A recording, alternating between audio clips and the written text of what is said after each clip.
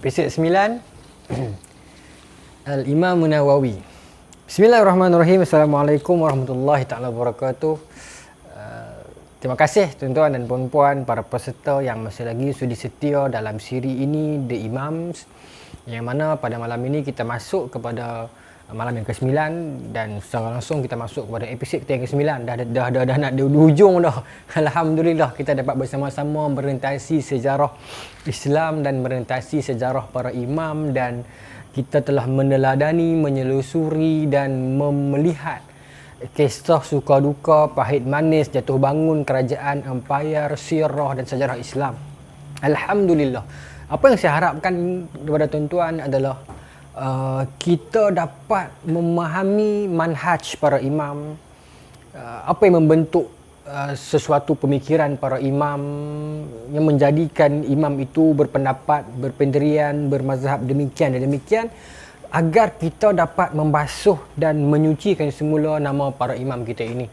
Dan besar harapan saya agar generasi yang kita lahirkan daripada siri ini, ratusan orang dalam ni, kita keluar daripada universiti ini nanti, insya-Allah kita dalam kepala kita dah clear picture, pandangan yang jelas, yang clear tentang this is what were happening during our time before. Ini yang telah berlaku dalam sejarah Islam kita ini dulu. Jadi alhamdulillah malam ni kita masuk kepada Al-Imam An-Nawawi. Imam An-Nawawi, nama sebenar beliau ialah Yahya bin Sharaf. Kalau kita buka dalam kitab, banyak disebut sebagai digelar panjang Abu Zakaria Muhyiddin Yahya bin Sharaf. Abu Zakaria merupakan laqab lah, orang Arab kan diperkaya dengan laqab kepada Imam Nawawi ataupun nama dia Yahya. Kebiasaannya orang yang bernama Yahya akan digelarkan dengan Abu Zakaria. Kebiasaannya. Kalau kita jumpa imam-imam yang lain yang juga nama mereka Yahya, ada satu imam sebelum itu pada tahun kurun 300 Hijrah, kurun 3 Hijrah, nama Yahya bin Yahya pun disebut sebagai Abu Zakaria juga. Imam Nawawi bila dikatakan Abu Zakaria, dia tidak ada anak nama Zakaria, dan dia pun tidak ada anak pun, tidak ada isteri pun. Muhyiddin adalah penghidup kepada agama. Tapi disebutkan dalam beberapa riwayat, Imam Nawawi tak suka digelarkan Muhyiddin sebab atas dasar tawaduknya Imam Nawawi itu. Dia tak suka orang puji dia sebab Muhyiddin ni orang yang menghidupkan semula agama. Why? Yang kita akan bincangkan pada malam ini. Imam Nawawi lahir dekat daerah Nawa, itu yang datang Nawawi tu. Okay, pada tahun 631 Hijrah, dan dia wafat pada tahun 676 Hijrah. Bila kita bercakap tentang Imam Nawawi ni tuan-tuan, dia lahir di Nawa, kemudian sewaktu dia kecil, sewaktu dia kanak-kanak kecil, kisah yang menarik tentang Imam Nawawi adalah Imam Nawawi sejak daripada kecil beliau memang tak suka main dengan budak-budak lain, duk main PUBG ke, Mobile Legend ke, gasing ke apa ke, dia dia baca buku. Sampai diceritakan dalam riwayat, budak-budak yang sebaya dengan Imam Nawawi ni, yang bayar dengan dia, sampai bully dia, tarik paksa dia untuk main. Dia menangis sebab tak mau main, sebab dia nak ulang kaji pelajaran. Ini Imam Nawawi dekat daerah dia, dekat Nawa ni. Sampai ketika itu para guru yang berada di Nawa menasihatkan kepada ayah Imam Nawawi agar bawa Imam Nawawi pergi mengaji tempat lain. Pergilah mengaji ke kota Damsyik ke Baghdad ke, keluarlah daripada sini agar anak awak ini ada potensi. Dia pandai hafal, otak dia laju dan dia sangat cintakan ilmu. Maka kata guru-guru di Nawa ni, bawa dia pergi mengaji. Okay. Salah seorang guru Imam Nawawi, Syekh Abu Yusuf, yang mencadangkan agar yang membentuk jiwa Imam Nawawi. Okey, baik. Maka saya ada kitab siar tentang Imam Nawawi di jilid sebelah, bukan. Bukan. Okey, tak apa-apa. Tu Imam Ghazali. Baik. Tuan-tuan, maka Imam Nawawi dibawa oleh ayahnya pergi ke Damsyik. Ketika era ini di Damsyik. Okay. Kan saya sebut sebelum ni, tuan-tuan pun dah clear dah. Okay. Zaman ini zaman pusat keilmuan adalah yang berada di Bukhara, zaman Ibn Sina. Kemudian dekat Naisabur, zaman Imam Ghazali pun hebat zaman ini. Kemudian Baghdad, zaman Abbasiyah, kehebatan. Tetapi kenapa dalam era ini siapa yang pergi mengaji banyak pergi Damsyik? Ada sebab. Sebab tu bila kita mengaji sejarah para imam berdasarkan timeline sejarah, kita akan faham pasal apa Damsyik bukan Baghdad. Kerana masa ini Baghdad telah musnah. Yang tu yang saya seronok cerita sejarah berdasarkan yang ni. Orang akan bertanya pasal apa Imam Ahmad, Imam Bukhari, Imam Syafi'i, Imam Ahmad bin Hanbal, semua biasa pergi Baghdad, berguru di sana. Kat sana sampai ada tarikh Baghdad. Hebat kan? Ada Khatib Baghdadi, tokoh-tokoh yang hebat berada di Baghdad. Ada Baitul Hikmah. Tapi Imam Nawawi, imam yang agung, the great imam, tapi dia tak pergi Baghdad. Yes, why? Kerana zaman Imam Nawawi, Baghdad telah hancur. Baghdad telah binasa. There is no more Baghdad. Wah, semangat. Sebab, tu saya nak cerita ni. Latar belakang zaman Imam Nawawi. Zaman ni tuan-tuan, saya sebut semalam dah dalam cerita Al-Imam Ghazali. Ketika ini berlaku perang salib pertama 492. Christian Frank menang terhadap Islam. Kemudian dalam era keliling ni, antara 1 dan 2 ni, antara 1 dan 2 ni, zaman pemerintahan Sultan Nuruddin Az-Zinki. Seringkah ceritalah saya bagi, zaman inilah berlaku pemberontakan, kekacauan dekat Mesir. Mesir masa ni zaman kerajaan Fatimiyah, Syiah. Yang saya dah sebut, dia bermula pada dekat sini lagi. Ni saya dah tanda dah.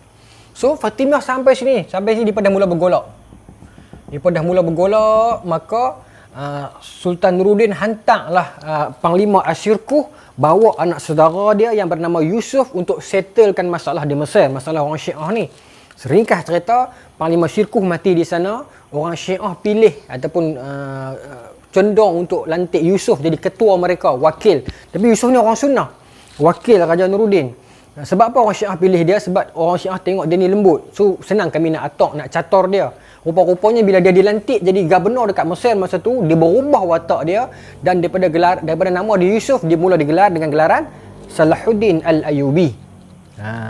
So bila dia dapat Mesir, dia kata apa? Ketika mana Allah Ta'ala memberikan aku Mesir, Allah sedang memberikan aku Palestin. Sebab masa tu, era ini, kan, tengok, dot dekat sini. Palestin kat sini kan, perang salib pertama dah kalah dah. So, masa ni orang Kristian dah duduk kat Baitul Maqdis dah. So, bila dia kata kat sini, aku nak dapatkan balik Palestin. So, dia berjuang lah, era ni. Okay. So, semasa perang salib kedua ini, Kristian mula berpecah. Okay, kalau tuan-tuan memang follow kuliah saya sebelum ni, tempat-tempat lain pun tuan-tuan dapat gabung jalinkan, tuan-tuan akan nampak lagi clear picture. Kristian masa ni dah berpecah. Dia bergaduh antara golongan Helang dan golongan Merpati. Golongan Merpati ni golongan Kristian asal dekat Timur Tengah. Golongan Helang, golongan Kristian yang datang daripada Eropah, yang bersatu di Baitul Maqdis. Lama-kelamaan mereka berpecah dan bergaduh antara golongan Helang yang dipimpin oleh Rinaud dan golongan Merpati yang dipimpin oleh Raymond. Ringkas cerita, Kristian berpecah, mudah untuk Islam masuk. Pimpinan Sultan Salahuddin Al-Ayyubi pada tahun 563 Hijrah. Okey. 563 Hijrah, kita ataupun orang kata apa, Islam telah berjaya memenangi perang salib yang kedua. Ustaz, ada tak perang salib saya kat sini atas buku ni? Tak ada perang salib. Oh, tak ada kat bawah buku ni. Tak banyak, tak nak, tak dan tadi. Okey, tak apa. So, perang salib kedua Islam menang. Baik. Okey, so Islam menang, dapat kembali Baitul Maqdis. So, area perang salib ini adalah area zaman Imam Ghazali dan selepasnya lah. Kemudian, Imam Nawawi lahir 631 Hijrah. Dalam area ini pula datang gelombang yang kedua. Okey, dalam area ini pula, saya boleh kata sampai sinilah.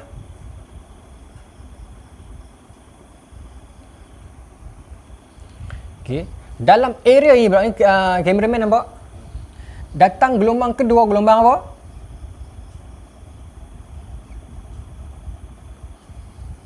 Mongol. Datang gelombang Mongol yang mana daripada awalnya dipimpin oleh Genghis Khan, kemudiannya Hulagu Khan. Ingat tak semalam yang saya cerita, saya kata Islam ada duri dalam daging, iaitu gerakan apa? Yang lama bertahan ni saya garis ni semalam. Gerakan Al-Hashashin ni, saya garis ni. Okey. Al-Hashashin telah hidup sejak zaman ini. Dia menjadi duri dalam daging. Dia telah membunuh Nizam Muluk kat sini. Kan? Saya cerita semalam kan. Kemudian dia ni jenis bunuh orang belah sampai siapa tak dapat tangkap dia. Dia berjaya 3 kali masuk ke bilik tidur Sultan Salahuddin Al-Ayyubi kat sini. Dia letak pisau dan dia tinggalkan nota dekat Sultan Salahuddin Al-Ayyubi. You are been watched. Kamu sedang diperhatikan. Berapa kali dah Sultan Salahuddin Al-Ayyubi nak tangkap Hashashin tak dapat. Para pendekar-pendekar, para ulama dah kepung dah Hashashin, nak bunuh dah. Dia bunuh diri dia sendiri, so tak dapat tangkap. Tak dapat tangkap. Hashashin diasaskan oleh Hasan Sabah ketika era ini. Jadi zaman ini dah zaman Rashiduddin Sinan ataupun Sinon. Pun gerakan ini tak dapat ditewaskan. Macam-macam kerajaan Islam cuba untuk menghapuskan gerakan Hashashin ini. Dia ni asal Syiah Ismailiyah. Tak boleh buat apa juga. Begitu pelik dan mistis gerakan Hashashin ini. Dia bunuh ulama sunnah, dia bunuh ulama Syiah, dia bunuh pemimpin-pemimpin yang mula nak menyatukan orang Islam. Sebab tu Nizam Al-Muluk dibunuh oleh mereka. Tak boleh buat apa, begitu hebat. Saya pernah ceritakan sebelum ini di tempat yang lain, tapi saya ulang kat sini. Pernah Sultan Salahuddin berjaya buat rundingan dengan golongan Hashashin ini, seperti mana rundingan Baling, Tunku Abdul Rahman tu, macam tu lah lebih kurang. Bila duduk dalam kemah ni, Sultan Salahuddin ni, masa ni lepas perang salib lah. Sultan Salahuddin masa ni mengasaskan Ayyubiyah. Ayyubiyah lah yang menggantikan Fatimiyah berarti cakap ni. Seterusnya ni bawa kepada Ayyubiyah lah. Okey. Ramailah pengawal Sultan Salahuddin Al-Ayyubi ni. Maka Sultan Salahuddin kata masa tu yang berhadapan dengan Sultan Salahuddin, wakil Hashashin adalah Rashiduddin Sinan. Rashiduddin Sinan kata kat Salahuddin, wahai tuanku, mana cik ramai-ramai? So mereka keluar semua. Maka Sultan Salahuddin berkata, okey semua pengawal keluar. Tinggal 2 orang belakang Sultan Salahuddin tak keluar. Maka Rashiduddin Sinan kata, mana adil tuanku 3 orang, saya seorang. Maka kata Sultan Salahuddin, tak apa, 2 orang ni saya bela daripada kecil. Pengawal peribadi saya sayang, saya yang jaga daripada kecil. Setia dan simpan rahsia. So sekarang luahkan. Rashiduddin Sinan kata, tuanku percaya kat mereka ke? Kat 2 orang ni? Sultan Salahuddin kata sangat percaya. Baik. Terus Rashiduddin kata, kalau macam tu wahai 2 orang, bunuh dia ni sekarang. 2 orang bawa keluar pedang nak bunuh Sultan Salahuddin. Tapi Sultan Salahuddin champion, dia berjaya tangkis lah. Tapi nak beritahu kata, macam mana di celahan itu 2 orang pengawal ni setia dengan Sultan Salahuddin daripada kecil. Bila masa yang Hashashin ni masuk, taruh, tukar pemikiran 2 orang ni sampai setia kepada Hashashin. Hashashin ada di mana-mana masa tu. Nah, kita sampai takut dengan jiran sebelah rumah kita. Mungkin dia Hashashin, kita tak tahu. Nak hancurkan Hashashin tak boleh sebab dia tak takut untuk hancurkan diri dia sendiri. Macam Hydra saya sebut sebelum ni kan, Hydra. So tak boleh buat apa. Siapa yang berjaya menghancurkan Hashashin, Mongol lah. Mongol. So, ada jasa dia juga. Kisah dia bila Hulagu Khan masuk ke Iran, masuk ke wilayah belah Iran tu, Hashashin cuba nak bunuh dia, Hulagu Khan ni. Tapi tak berjaya lah, orang Mongol ni kuat. Maka Hulagu tanya orang setempat, apa ada masalah ni kan? Dia bertanya, kami ada masalah Hashashin dah ratusan tahun dah. Okey, Hashashin siapkan, Mongol siapkan tentera, dia pergi serang Bukit Al-Amud, tempat Hashashin itu, ranak. Tak bangun dah Hashashin sampai hari ni. Tetapi setengah ahli sejarah orang putih mengatakan, Hashashin itulah yang membentuk gerakan assassin dekat barat. Sempena Hashashin. Tapi perkataan Hashashin itu daripada perkataan hashish, iaitu golongan yang mengisap ganja. Sebelum dia pergi bunuh, dia pakai isap ganja. Lepas tu dia jadi khalid, jadi berani. Tapi perkataan assassin datang daripada Hashashin, ada teori yang mengatakan ada possibility-nya gerakan pembunuh upahan itu di Eropah. Tapi walau bagaimanapun, Hashashin telah musnah di tangan Hulagu Khan yang ketika mana Mongol masuk ke Iran, ke Parsi. Bila Mongol masuk ke Iran, Mongol hantar surat kepada Khalifah Abbasiyah terus. Sebab sebelum tu Hulagu Khan dah masuk Damsyik, dah masuk Halab, dah masuk macam 3-4 negara yang lain, Haran ni tempat Ibn Taymiyah. Ibn Taymiyah Haran dekat Syria lah hari ni pun. Al-Harani orang gelar dia kan. Maka tuan-tuan, bila semua negara-negara kecil tu dah Mongol tewaskan, Hulagu Khan hantar surat dekat Khalifah Abbasiyah, bagi tahu dekat Baghdad ni, serah dirilah kalau nak selamat. Masa tu Abbasiyah kan great lagi, saya kata kan. Abbasiyah kata, You siapa nak suruh saya serah diri? Awak tu budak-budak ya. Awak tak lahir saya apa? You belum lahir MCC dalam perut gua sudah mimpi tau. Macam tu lah. Tak lah. Maksudnya Sultan masa tu apa nama? Muqtasim ke? Bukan. Mutawakil. Allah, nama nak kat sama ni tak ingat bila. Tapi Khalifah Baghdad masa tu tak heranlah, Baghdad pegang 2/3 dunia. Mongol, bangsa Tatar main daripada celah-celah bukit nak atok beta. Kata Khalifah kepada Hulagu Khan, hang tak tahu ke bulan, matahari, sungai, pokok semua yang mengalir dekat Baghdad ni bawah perintah aku. Siapa hang nak suruh aku tunduk kepada hang? Dia kata kat Hulagu Khan. Cakap utara tu Tuan-tuan, okey, Hulagu Khan renyah saja, senyum saja. Hulagu Khan sampai ke Baghdad, ranak Baghdad. Diceritakan dalam hadis sirah antara 700,000 sampai 2 juta orang mati di Baghdad. Pembakaran berlaku di Baghdad 10 malam tak berhenti. Sungai Furat, sungai-sungai di Iraq, di Baghdad hitam kerana dakwah tulisan yang saya cerita zaman sebelum ni. Ingat tak? Abu Bakar Ar-Razi, segala Al-Farabi, semua tokoh-tokoh ilmuwan dalam area Abbasiyah ni sama ada negara Islam yang dikumpulkan tulisan-tulisan mereka dekat perpustakaan Baitul Hikmah yang diasaskan oleh Harun Ar-Rasyid zaman Imam Syafi'i sebelum ni dulu. Semuanya ini kegemilangan ini dibakar zaman ini. Tahun bila? 656. 656 sini. Lebih lagi lah Mongol ni. Di sini. Saya tunjuk kat sini Baghdad lah.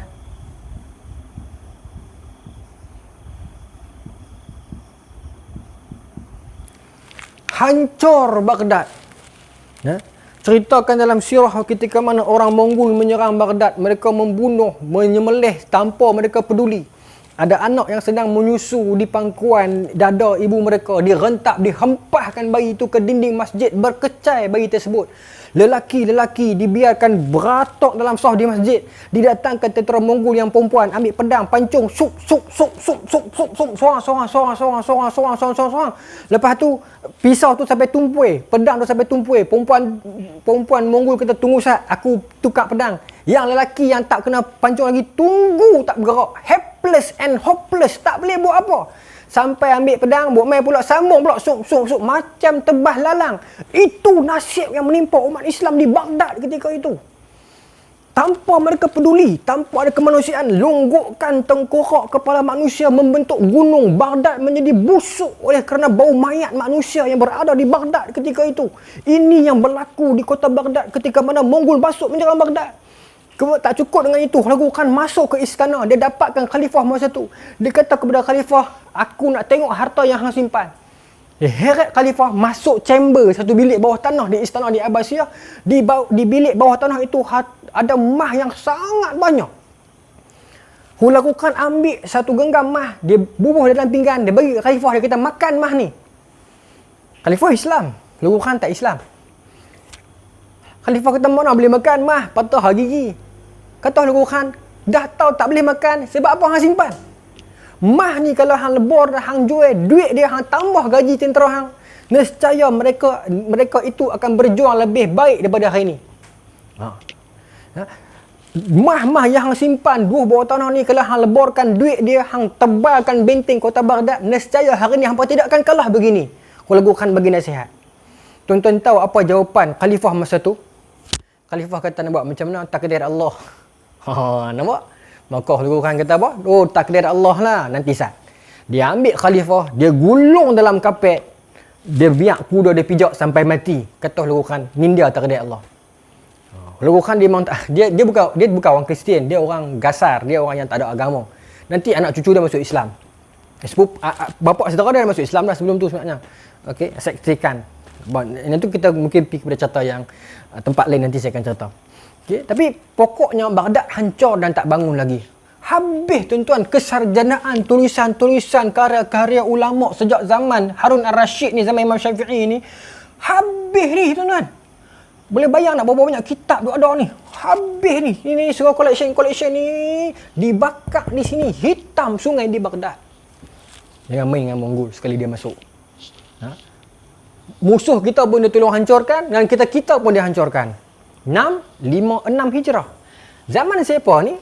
Zaman ini Imam Nawawi hidup ni. Mana nampak tak? Zaman Imam Nawawi duduk hidup ni. Tapi Imam Nawawi bukan di Baghdad, di Damsyik. Okey, di Damsyik. Imam Nawawi antara guru yang terkenal, guru beliau ialah Ibnu Qudamah Al-Maqdisi. Antara murid Imam Nawawi yang terkenal, tokoh hadis, siapa tak kenal, Al-Mizzi. Okey, ini antara murid-murid Imam Nawawi. Okey. Imam Nawawi ketika mana di Damsyik diceritakan dia menghadiri kelas keilmuan, belajar hadis, belajar fiqh, belajar bahasa. Tak berhenti. Satu hari direkodkan oleh saya tak ingat siapa yang rekod, tapi 12 kelas satu hari. 12 kelas setiap hari. Habis satu kelas, dia pergi satu kelas. Habis satu kelas, dia pergi satu kelas. 12 kelas per day, each day. Memang Imam Nawawi tak tidur di katil. Dia tidur depan buku. Tak makan di dapur, dia makan depan buku. Inilah Imam Nawawi yang sangat cintakan ilmu. Tak tahu nak habaq dah. Tersangat cintakan ilmu. Kurus badan dia. Tak kahwin dia kerana sayang dan cintanya dia kepada ilmu. Tuan-tuan, Allah Ta'ala menghadiahkan kepada kita Imam Nawawi. Tuan-tuan cuba cek sendiri. Cuba cari satu masjid ataupun satu surau atas dunia hari ini. Seluruh dunia dah. Maksud saya, satu dunia yang di dalamnya tidak diajarkan kitab Imam Nawawi. Tak ada. Tak ada. Paling tidak, mesti ada matan arba'in. Ada Riyadhus Shalihin. Minhajul Talibin. Al-Minhaj. Syarah Sahih Muslim. Berapa banyak karangan kitab Imam Nawawi, paling tidak mesti ada satu yang diajar. Bustanul Arifin. Kitab Imam Nawawi terlalu banyak. Berapa karangan kitab Imam Nawawi? 660 buah kitab. Itu yang berdaya ditahqiqkan. Yang tak jumpa tak tahu. Hebat Imam Nawawi. Hebat Imam Nawawi.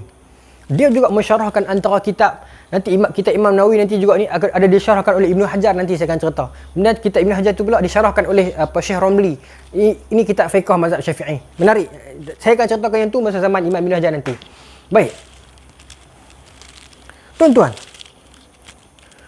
Maka antara kitab-kitab Imam Nawawi yang lain juga, Imam Nawawi juga ni pakar hadis. Sangat pakar hadis. Kira Imam Nawawi kalau dia hidup zaman ini, dia mungkin ada kitab sunan dia sendiri, Sunanun Nawawi. Mungkin lah. Mungkin dia ada kitab Musnad Nawawi sendiri. Tapi kenapa kita tak pernah jumpa kitab Musnad Nawawi, Sunan Nawawi? Sebab Imam Nawawi duduk kat sini. Sebab tu penting saya buat timeline ni. Sebab zaman periwayatan, pembukuan kitabah itu duduk di sini. Selesai dah lah Sunan Sahih Bukhari, Sunan Abu Dawud, Sunan Ibnu Majah, Musnad Ahmad. Ni dah berapa ratus tahun dah. Zaman ini zaman nukilan. Quote, orang putih kata quote, ambil balik. Ambil, boh, ambil, boh. Ibnu Katsir pun di sini. Ambil, boh, ambil, boh. Macam tu. Okay, itu perjalanan. Kalau tuan-tuan ingat daripada awal saya cerita, so tuan-tuan akan faham. Kalau orang tanya, Imam Nawawi kan pakar hadis, ustaz kata, tapi kenapa dia tidak ada Musnad Nawawi sendiri? Sebab zaman itu di sini pembukuan, periwayatan kat sini kan, riwayat, an. Sini buku, sini bawa buku tu sampai ke sini, nukil balik. Compilation of kitab hadis. Di sini kita bagi masdar asliyah, rujukan asal. Ini bukan tak asal, tapi kita boleh ambil petik. Imam Nawawi quote, ini adalah Sahih Bukhari. Ini aku petik dalam Sahih Muslim. Kita buka Riyadhus Shalihin. Hadis innamal a'malu binniyat. Hadis-hadis tu Imam Nawawi akan beritahu.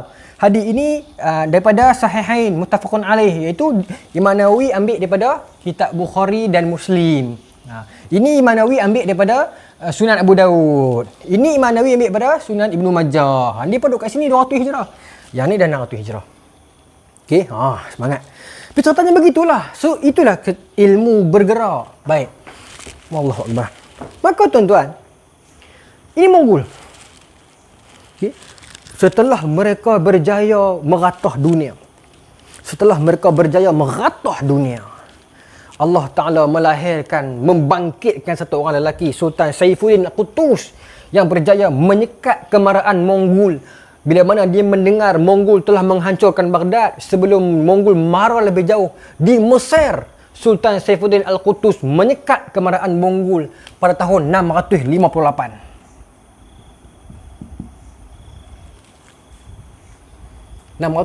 Hijrah. Perang apa? Ain Jalut. Ain Jalut 658 kat sini. Ain Jalut. menang tentera Islam. Zaman itulah yang dia katakan Sultan Saifuddin Qutuz minta fatwa Imam Nawawi untuk tanya boleh tak nak ambil duit rakyat. Imam Nawawi kata selagi tak habis duit menteri jangan ambil duit rakyat. Cuma riwayat ini datang dengan dua jalur, dua tokoh. Ada yang mengatakan Imam Nawawi yang kata macam tu. Ada katakan bukan Imam Nawawi tapi Imam Izzuddin Abdul Salam. Kalau tuan-tuan buka dalam biografi pun Imam Izzuddin Abdul Salam pun zaman ni juga dia hidup. Kalau tanya saya secara peribadi, saya lebih condong kepada ulama yang kata itu Imam Izzuddin Abdul Salam. Sebab Imam Izzuddin Abdul Salam di Mesir masa tu. Kita buka balik siri saya yang lain, yang public. Ada saya cerita tentang Mongol ini. Okey, baik. Imam Nawawi tak ada masalah dengan penguasa kah? Ada.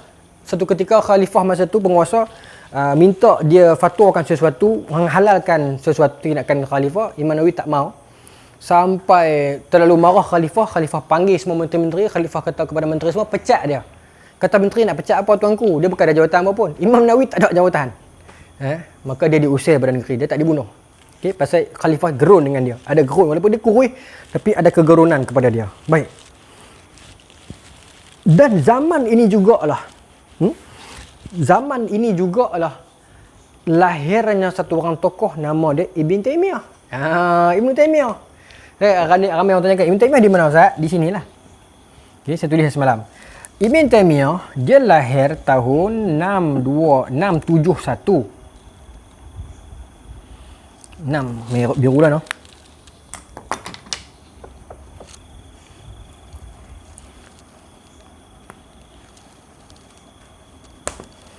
Okay. Ibn Taymiyah, dia lahir 671, dia wafat 728.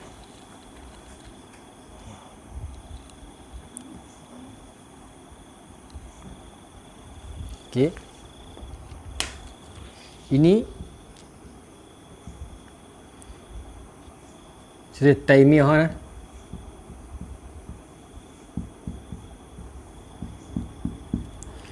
728 621 671 sorry. Ibn Taymiyah lahir kat Haran. Haran ni di Syria lah hari ni. Keluarga dia was affected serangan Mongol. Sebab dia 671. Okey. Kan 671 lah. 671 lah kan. Dia bila nombor banyak nombor ni dia jadi macam ni ya. Tapi yang pasti dia wafat 78. 671. Kan 651. Tapi dia wafat 728. 671 betul ya. Okey. Tapi Mongol di Baghdad kalah, tapi tempat lain dia masih ada kan. So kesan Ibn Taymiyah menerima kesan melihat sendiri kehancuran umat Islam bila Mongol masuk. Maka Ibn Taymiyah dilahirkan dengan perasaan marah, dendam, sakit hati melihat kemusnahan depan mata dia, keluarga dia ada yang dibanting dan dibunuh oleh tentera Mongol. Dan ketika itu dia melihat ada orang Islam yang memilih untuk duduk dalam gua, untuk duduk tak peduli apa nak jadi kat orang Islam. Tokoh-tokoh Islam saling berbunuhan, orang politik saling bertikaman. Sedangkan dalam dunia Islam masa ini ada dua musuh besar, iaitu Kristian dan Mongol. Dua yang berada dalam area ini, nampak tak? Ni area ni, dua. So Ibn Taymiyah madrasah Ibn Taymiyah dilahirkan dalam waqi' suasana budaya yang begini. Dua musuh menggempur kerajaan Islam. Itulah yang membentuk peribadi Ibn Taymiyah menjadi orang yang keras, menjadi orang yang agak syadid, yang orang katakan haraki, ataupun dia tak bawa juga. Bukan, Ibn Taymiyah tak sebut dalam tu, so tak ada. Okey. Membentuk begitu. Maka kalau orang kata kenapa Ibn Taymiyah keras? Sebab zaman dia memerlukan dia keras. Okey. Dia memang dia ada mengkritik Al-Ghazali, ada kritik, tapi dia puji Imam Ghazali juga. Banyak yang dia puji. Okey. Dan ada pendapat Ibn Taymiyah dengan Al-Ghazali sama tentang bila mana mereka mengkritik apa nama ni? Ibn Sina. Bukan 671, 661. Okey. Ibn Taymiyah memang tak dinafikan ada beberapa pendekatan fatwanya yang keras yang kita tolak, ulama tolak. Okey, tapi tak semestinya semuanya ditolak. Ada sumbangan pemikiran. Ibn Taymiyah berhadapan dengan golongan murtad zaman itu. Sebab tuan-tuan, zaman ini berlaku krisis kepercayaan, krisis akidah dalam kalangan orang Islam, iaitu zaman tu kan Islam duk menang perang sebelum tu. Tiba-tiba bila datang salib Islam kalah, datang Mongol Islam kalah, mula ada orang Islam yang suka bermain kalam falsafah ni mula bersifir, mengatakan kalaulah tanda Islam itu benar dengan menangnya Islam, kali ini Islam kalah, bermaksud Islam itu telah pun salah, maka mereka keluar Islam. Ada golongan keluar Islam, golongan politik saling berbantai, sultan sama sultan saling tikam menikam, ada mengkhianati sultan yang lain dengan menyokong Mongol. Ibn Taymiyah melihat semua ini depan mata dia. Dia ulama yang turun ke medan perang bawa senjata dan pedang. Dia bukan bercakap kosong. Okay? Tetapi tak dinafikan ada kesilapan dia. Bukan saya kata dia silap, ulama lain lah kata dia silap. Okay? Tetapi sesama mereka tak ada masalah. Kita yang datang kemudian yang ada problem. Okay? Dan saya sebut sekali lagi, zaman Ibn Taymiyah bahasa Indonesia kata membutuhkan untuk dia bercakap demikian. Itu bahasa Indonesia sedap lagi. Bahasa Melayu kata memerlukan dia tak masuk. Macam mana? Bahasa Indonesia tu sedap lagi, ha? Memaksa orang masuk, memaksa dia untuk menjadi begitu. Sebab zaman dia memang dia memerlukan keras. Tuan-tuan, ada satu sirah sebut. Ini yang sahih riwayat ini, bukan hadis lah tapi riwayat sirah. Ketika mana didatangkan satu pemuda Kristian yang dia cerca, dia hina Nabi Muhammad SAW. Didatangkan kepada Ibn Taymiyah. Para pemerintah tanya Ibn Taymiyah, apa hukuman yang sesuai untuk budak Kristian ini? Dia hina Nabi, dia cerca Nabi. Maka Ibn Taymiyah kata bunuh. Ulama-ulama lain sekitar masa tu kita takkan sampai bunuh. Kita beri pengajaran, beri denda kepada dia, paksa tarbiyah dia, banyak denda masuk penjara, kemudian tarbiyah bagi masuk Islam. Ibn Taymiyah tak payah masuk Islam, bunuh tu kuih. Tu kontroversi fatwa tu. Tuan-tuan tengok dalam Majmu' Fatawa. Okey? Banyak himpunan itu. Kerah dikritik, tapi mungkin pemikiran Ibn Taymiyah, pemikiran dia jauh. Mungkin bagi dia budak ni sengaja ni. Kalau masuk Islam lepas ni dia akan rosakkan Islam dari dalam, baik aku bunuh tu kuih. Kerah. Dalam Majmu' Fatawa ada bab tentang siapa tak habis sembahyang fardu jemaah boleh dihukum, tak saksi bunuh pun. Tapi ada konteks yang menyebabkan dia kata macam tu. Mungkin zaman tu zaman perang, ada alik baru di rumah, pilah sembahyang masjid. Sebab tu saya kata, nak kenal para ulama, kita kena tahu zaman dia apa yang jadi. Kalau tidak tahu zaman dia apa jadi, kita akan menghukum dia tanpa neraca keadilan. Sebab zaman dia lah yang membentuk dia jadi demikian dan demikian. Okay? Dan zaman ini berlaku kehancuran yang banyak ni. Bila zaman Mongol ni kan, habis kara-kara Islam hilang ni. Jadi itu yang menyebabkan Ibn Taymiyah jadi orang kata apa, emosi, haraki, keras. Dan sebab tu hari ni memang kita tak nafikan ISIS, Daesh itu semua ambil idea Ibn Taymiyah. Wahabi, gerakan Wahabi yang lahir Muhammad bin Wahab yang beberapa ratus tahun selepas itu memang ambil gagasan Ibn Taymiyah. Tapi tak boleh salahkan Ibn Taymiyah kalau kita tak suka kat Wahabi. Sebab Ibn Taymiyah mungkin dia ambil pendekatan Ibn Taymiyah sesuai dengan zaman dia. Kemungkinan Ibn Taymiyah kalau dia lahir dalam zaman ini, zaman kegemilangan Islam ini, mungkin dia tak sekerah ini. Okay? Kemungkinan kalau Ibn Taymiyah hidup hari ini dalam zaman keamanan Islam, dia takkan berkerah begini. Mungkin dia katakan, kenapa fatwa aku zaman kerah? Ikut masa lah, ikut keadaan lah. Mungkin. Okay? Memang tak dinafikan Daesh, ISIS ni memang berpegang pada Ibn Taymiyah. Bunuh dan sebagainya. Tetapi nak dihukumkan semua tak boleh. Sebab sumbangan dia terhadap Islam banyak. Betul macam Darul Ta'arud. Saya pun tak pandai baca sangat. Penyusunan dia tinggi. Tapi ada yang saya rujuk dan jumpa para guru. Ada yang saya cuba. Kita dapat memahami rupanya begitu pemikiran dia. Kalau nak katakan dia kerah, ketika mana dia mengkritik Imam Ghazali, dia memuji Imam Ghazali, dia kata Imam Ghazali ni pandai, Imam agung, Imam hebat. Cuma ada sedikit kesilapan. Kan di penghujung hayat dia, Imam Zahabi meriwayatkan yang dia kata saya tak pernah kafirkan Ahlul Kiblat pun. Dan Ibn Taymiyah siapa nak murid dia? Imam Zahabi, Imam Ibn Katsir, tokoh-tokoh yang kita menumpang jasa mereka. So nak katakan dia ni ada problem, tak boleh ha? Sebab tu gelaran dia Syekhul Islam. Dan saya bukan pendukung dia pun, saya pendukung semua ulama. Sebab siapa jadi orang marah? Nak berkata pasal dia cengeng. Dia memang cengeng. Tapi Ibn Taymiyah berhadapan dengan penguasa yang zalim. Dia berhadapan dengan raja-raja yang saling menikam sama sendiri. Dia berhadapan dengan orang atheis. Dia berhadapan dengan orang yang keluar Islam. Dia berhadapan dengan orang yang tarekat yang melampau. Di saat Mongol sampai, dia duduk dalam gua. Dia marah. Tapi ramai juga tarekat yang baik. Golongan Sufi lah yang berada di hadapan ketika bertempur dengan Mongol. Tak dinafikan. Sufi duduk paling depan. Bukan semua Sufi duduk dalam gua. Yang Ibn Taymiyah kritik Sufi yang dalam gua. Ada, bukan tak ada tarekat yang menyeleweng. Tapi Sufi yang steady berada di barisan paling depan dalam tentera Saifuddin Qutuz untuk bertempur dengan Mongol. Orang tak boleh nafikan benda tu. So, Sufi ada jasa yang sangat besar. Okay? So, kita berlaku andil lah kepada Syekhul Islam Imam Ibn Taymiyah. Ada benda yang dia tak betul. Bukan saya kata, ulama kata. Ada benda yang dia betul. Okay? Tetapi secara pengajiannya begitulah para imam. Okay? Kadang-kadang kita berbeza, mereka berbeza pendekatan dan cara itu disebabkan zaman. Imam Ghazali ada dua fasa kehidupan dia, keras dan lembut kan. Baik. Kembali kepada Imam Nawawi. Maka Imam Nawawi mengajak lama. Dia menekuni hadis dan karya-karya dia saya sebut tadi Matan Arba'in, Riyadhus Shalihin, Minhajut Talibin, Minhaj Syarah Sahih Muslim, apalagi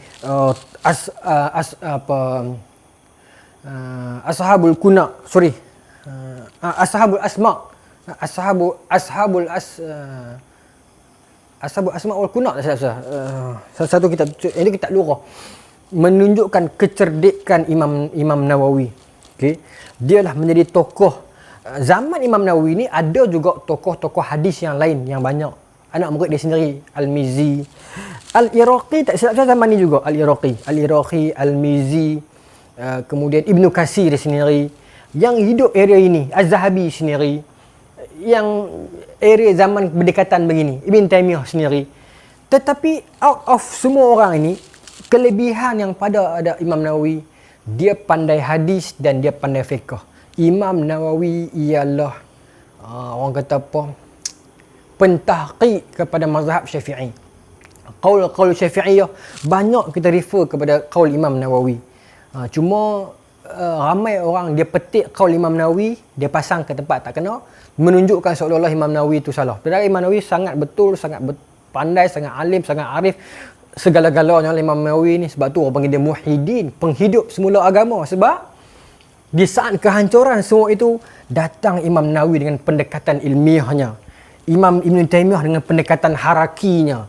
Masing-masing ada cara mereka tersendiri. Okay? Ada cara mereka tersendiri. Dan Allah Ta'ala takdirkan Imam Nawawi punya kitab sampai hari ini orang terus baca dan baca dan baca. Tak ada satu surau pun, hatta surau itu terpencil di hujung Kodiang ataupun baling, mesti surau tu akan baca kitab Imam Nawawi. Paling tidak Matan Arba'in. Keberkatan usia Imam Nawawi. Tuan-tuan tolaklah 676 tolak 631. Imam Nawawi hidup tak lama saatnya. Keluarga pun tak ada. Kerana apa? Isteri dan anak-anaknya adalah kitab dan buku. 660 buah kitab yang ditulis oleh Imam Nawawi. Riyadhus Shalihin ada beberapa ribu hadis dalam tu. Tuan-tuan bayangkan Imam Nawawi punya usaha. Itu kitab hadis, kitab fiqh lagi lah. Tak cerita lagi syarah Sahih Muslim. He was among the greatest men lah, Imam Nawawi ni. Kita menumpang jasanya, kehebatannya, karomahnya. Kalau orang tanya apa karomah Imam Nawawi? Hafalannya, keilmuannya, kejeniusannya. Bagaimana Imam Nawawi memudahkan untuk kita faham kitab. Perjalanan dia macam ni. Okay. Imam Syafi'i tulis Al-Um. Okay. Dan Imam Syafi'i kat sini. Kemudian dihuraikan bagi mudah lagi oleh Imam Ghazali. Al-Wajiz. Kemudian Al-Basit. Al-Basit dulu Al-Wajiz. Kemudian Imam Nawawi dia pecahkan lagi. Sebelum tu ada Ar-Rifa'i. Ar-Rifa'i kat sini. Okay. Imam Nawawi mudahkan lagi. Okay. Kemudian sampai zaman Ibn Hajar, mudahkan lagi. Tuhfat karangan Ibn Hajar. Sampai zaman Syekh Romli, mudahkan lagi. Kitab yang induk yang agung tu, 200 Hijrah tu, Al-Um tu. Nampak bagaimana tradisi ilmu itu berjalan. Sebab tu para ulama kata, kita ni tak faham lagi kot kitab Al-Um ni jauh tinggi, bahasa tinggi. Betul lah. Sebab tu imam-imam yang datang kemudian dalam mazhab Syafi'i ini memudahkan untuk kita. Ini jaluran dia ni, Imam As-Subki, Imam Ghazali, Ar-Rifa'i, kemudian Imam Nawawi, Ibn Hajar Asqalani, Syekh Ramli, Syekh Zakaria An-Nasari. Ini antara tokoh-tokoh imam yang bawa benda tu. Macam Imam Malik, ada Asy-Syatibi dalam karangan Muwafaqat yang memudahkan mazhab, memberi orang faham karya Imam Malik. Banyak. Maksudnya tradisi ulama begitulah. Imam yang the greatest, yang sahibul mazhab, kita induk. Datang imam-imam kemudian yang dalam mazhab tersebut, Syafi'iyah, Malikiyah, Hanabilah, Hanafiyah punya ni, mereka memudahkan lagi untuk imam-imam seterusnya yang duduk dalam madrasah itu untuk memudahkan kita yang datang hari ini untuk terima. Okay? Imam Nawawi dengan Minhajut Talibin, Bustanul Arifin. Kita pakai semua tu tuan-tuan. Kita pakai semua tu. Kitab-kitab Imam Nawawi sampai hari ini dibacakan. Imam Nawawi yang hidup dalam era perang orang putih duk masuk, Monggu menghancurkan Baghdad, tetapi Allah Ta'ala takdirkan dalam celahan huru hara kebinasaan itu ada Al-Imam Nawawi yang hidupnya singkat, tetapi atas jasa dan berkat kitabnya dibaca hari ini sampai hari kiamat. Siapa dia? Abu Zakaria Muhyiddin Imam Nawawi, Yahya bin Syarah. Jadi terima kasih banyak-banyak tuan-tuan atas kesudian untuk dengar malam ni. Sedikit tinggi nada malam ni pasal nak cerita zaman ni zaman tegang. Saya turun balik. Okay, jadi saya kita bincang dalam grup perbincangan kita tentang ni lebih detail. No? So saya minta kita memahami lah. Begini ini yang berlaku dalam negara Islam sebenarnya masa itu. Okay, baru kita faham, okey, kenapa Imam Nawawi tak pergi Baghdad? Oh, tak ada dah Baghdad zaman ni. Oh, logik. Ada lagi dia kena ikut 656. Okey. Imam Nawawi lah yang nak 31 tapi diambang kehancuran dah. Okey, macam itulah. Okey.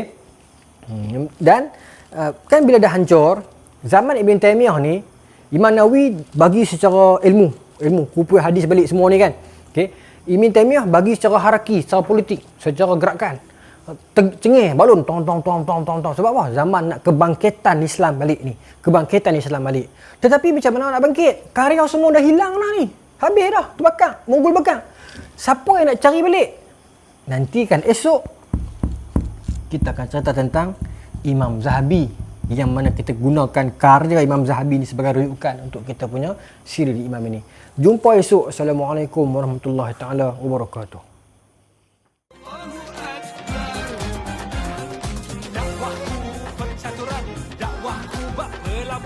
Moga esok nanti bila ia matang berbuah sebelum sangka kala datang, biar dakwahku menjadi bekalan.